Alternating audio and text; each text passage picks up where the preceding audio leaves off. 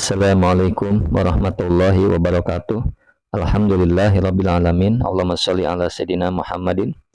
Teman dan sahabat semuanya yang dimuliakan oleh Allah Subhanahu wa taala, kita melanjutkan kajian kita di dalam kitab Fathul Mu'in, masih di dalam pembahasan zakat fitrah. Qala al-musannifu rahimallahu taala nafa'anallahu bihi wa bi ulumihi fi darini amin. Wa ala sayyidi, dan atas tuan fitratu amatihi. Nah, dan wajib atas tuan maksudnya adalah fitratu amatihi, apa zakat fitrahnya budak perempuan Said al-muzawwajati, yang dinikahkan, limusirin, bagi atau terhadap orang yang sulit, terhadap suami yang sulit. Nah, jadi bagi Said wajib menjakati budak perempuan yang dikawinkan kepada laki-laki yang melarat. Jadi suaminya sulit atau melarat, nggak punya uang lah bahasanya. Maka kewajiban zakat fitrah masih terletak pada si tuannya, seperti itu. Jadi bukan masih ya, kewajiban zakat fitrah terletak pada tuannya, ada pada tuannya. Walal ghaniyati, dan atas wajib atas perempuan merdeka, nah, ya, yang kaya, al-ghaniyati yang kaya, al-mujawwajati yang dinikahkan, li abdin bagi suami atau suami budak ya. La alaihi, tidak wajib atasnya si abdun, walau gonian, sekalipun budaknya kaya. Jadi zakat fitrah diwajibkan kepada perempuan merdeka ya, yang kaya ya. Nah, yang memang dijadikan istri oleh budak. Jadi suaminya budak.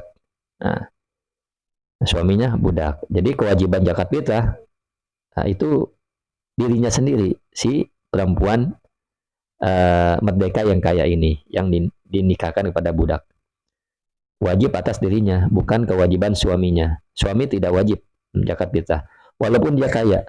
Artinya memang ada budak yang kaya, ada budak mukatab namanya, budak yang memang ia ada perjanjian dengan tuannya. Kalau dia membayar dalam waktu 3 bulan dengan dicicil 3 kali, maka dia bisa bebas.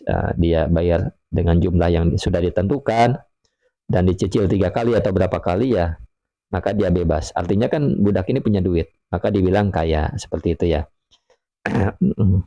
Jadi kewajibannya atas si istri yang kaya ini. Qala fil bahri, qala telah berkata siapa Imam Ruyani fil bahri, di dalam kitab Bahr. Walau goba, jika tidak ada, jika pergi jauh ya, jauh siapa? Suami. Fali zaujati, maka ialah boleh bagi istri iktiradu nafaqatiha, apa meminjam atau berhutang nafkahnya si zaujah li darurah, karena darurat. La fitrataha, la fitratiha, la fitratiha. Maksudnya tidak boleh berhutang untuk fitrahnya si zaujah. Nah, li'annahu, karena sesungguhnya jauj al-mutalabu ialah yang dituntut. Wakada, dan ialah seperti itu boleh ba'duhu, adapun sebagiannya jaujah al-muhtaju, yang butuh. Nah, jadi penjelasan ini, redaksi ini menjelaskan bahwa di dalam kitab Al-Bahr, Imam Ruyani ya, nah, Imam Ruyani di dalam kitab Al-Bahr berkata bahwasanya apabila suami, walau goba jauju, apabila suami tidak ada di tempat atau pergi jauh, maka bagi istri boleh berhutang atau minjem duit lah ibaratnya. Ya, berhutang atau minjem ya. Berhutang untuk nafkahnya si zaujah. Li darurat, karena darurat. Hanya saja ini tidak boleh berhutang untuk zakat fitrah. Nah, kenapa? Li'annahul mutolabu, karena si zaujah mutolabu yang masih dituntut. Artinya kewajiban zakat fitrah masih dituntut oleh ditanggung oleh, menjadi tanggungan suaminya, walaupun dia tidak ada. Tetapi dia boleh meminjam untuk nafkahnya, seperti itu ya. Boleh berhutang untuk nafkahnya, tidak untuk zakatnya. Zakat masih di dalam tanggungan suaminya, walaupun dia tidak ada. Artinya si istri ini dalam keadaan demikian, dia tidak wajib bayar zakat fitrah. Wa kadza ba'duhu al-muhtaju, artinya adalah boleh juga bagi artinya boleh berhutang nafkah pada sebagian keluarganya jauh, artinya untuk anaknya atau untuk orang tuanya, seperti itu ya. Nah, Kemudian watajibu dan wajib al-fitratu apa zakat fitrah alaman atas orang marwa yang telah lewat siapa siman aman dari orang dukira yang telah disebutkan siapa siman. Jadi maksudnya wajib zakat fitrah atas orang yang telah disebutkan muslim, merdeka, mampu, atas orang yang telah disebutkan juga artinya orang-orang yang berhak menerima zakat. Nah, infadalah jika lebih anku timu makmunin dari makanan pokok orang yang ditanggung, orang yang makan pokok orang yang dinafkahi maksudnya lahu bagi hur talzamuhu yang wajib terhadap siman mu'natuhu apa biayanya si makmun, biayanya orang yang dinafkahi min nafsihi dari dirinya wa ghairihi dan selainnya.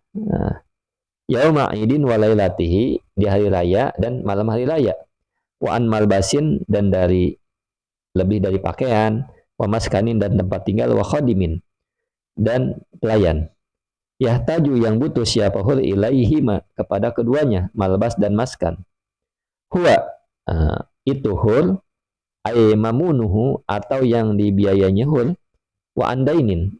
Artinya gini, jika memang lebih ya seseorang wajib bayar zakat fitrah muslim, merdeka dan mampu ya. Jika memang ia lebih dari makanan pokok atas dirinya dan orang-orang yang dinafkahi, orang-orang yang berada dalam tanggungannya, orang-orang yang menjadi tanggungannya, wajib di kapan itu di hari raya dan malam hari raya. Nah, ya. Kemudian wa andainin dan dari hutang, artinya harus dikurangi dengan hutang dulu. Nah, alal mu'tamad atas kaul yang mu'tamad. Jadi kalau seseorang ini punya uang 500 di hari itu dan malam hari raya dan di hari raya ya punya utang 500, punya uang 500. Kemudian dia punya kebutuhan untuk dirinya dan keluarganya 200.000. Hanya saja utang yang harus dibayar pada malam itu atau pada nanti ya setelah Idul Fitri 400.000. Maka si A ini tidak ada kewajiban membayar zakat fitrah. Karena apa? Uang yang dia punya tidak ada lebihnya. Cukup untuk dia sendiri dan keluarganya untuk nafkah makan dan 400 untuk membayar hutang. Seperti itu. Ini atas kaul yang mu'tamad ya. Atas kaul yang mu'tamad. Nah, kemudian hilapan hal dalam keadaan berbeda lil majmu' bagi kitab al-majmu' walau mu'ajjalan. Maksudnya walau mu'ajjalan ini walaupun diberi tempo wa in radiya walaupun rela atau ridho sahibuhu siapa pemilik piutang bitakhiri dengan diakhirkan. Nah, infadola jika lebih apa perkara yukhrijuhu. Jadi ini sebagai fa'il dari kata fadola ini. Fadola adalah fi'il. Fa'ilnya adalah ma, seperti itu. Jadi jika lebih apa perkara yukhrijuhu yang akan mengeluarkan siapa hu kepada ma fiha fil fitrati maksudnya adalah di dalam zakat fitrah.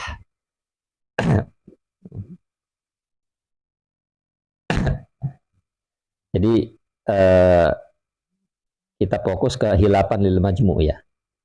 Maksudnya adalah pendapat yang mu'tamad ya. Pendapat yang mu'tamad semua bentuk utang ya. Jadi pendapat yang mu'tamad di dalam kitab Fathul Mu'in ini semua bentuk utang baik jangka pendek maupun jangka panjang atau meskipun tidak ditagih dulu tetap mengurangi kekayaan yang dinilai untuk menentukan kewajiban zakat fitrah. Jadi ya hutang harus mengurangi di kekayaan dulu yang dinilai untuk menentukan kewajiban zakat fitrah. Jadi hutang dikurangin dulu yang dijelaskan tadi ya. Nah, khilafan lil majmu' pendapat dalam al-majmu' yang menyelisih di sini. Jadi pendapat al-majmu' menyelisih pendapat yang mu'tamad. Artinya utang tidak menghalangi kewajiban zakat fitrah. selama orang tersebut mampu membayarnya. Seperti itu ya. Jadi di dalam kitab Al-Majmu, pendapat yang tidak muktamad ya, kebalikan dari muktamad, bahwasanya utang tidak menghalangi kewajiban zakat fitrah selama orang itu masih dianggap mampu secara lahiriah ya.